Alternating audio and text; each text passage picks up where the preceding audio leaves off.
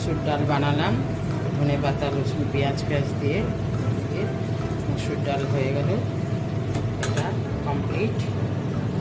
এবারে এদিকে কাঁচকলা ভাজা, তারপরে এই দেখো উচ্ছে হবে, উচ্ছে ভাজা করবো। কাঁচকলা ভাজাটা নামিয়ে নিয়েছি, এবারে উচ্ছে ভাজা হচ্ছে। তো আগেই দেখে দিচ্ছি যে হয়ে গেছে, নামিয়ে নিয়েছি। এখন উচ্ছেটাকে নামিয়ে নেব, উচ্ছে হয়ে গেছে রেডি।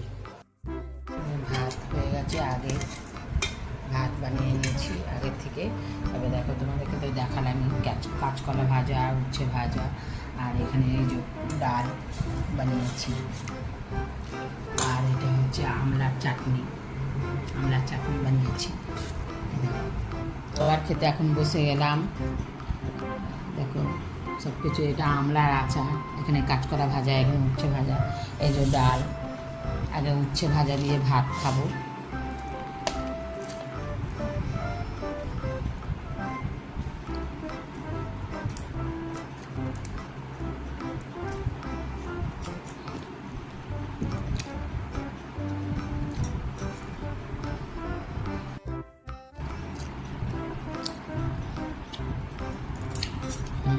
আমলা চাটনিটাও ভালো হয়েছে।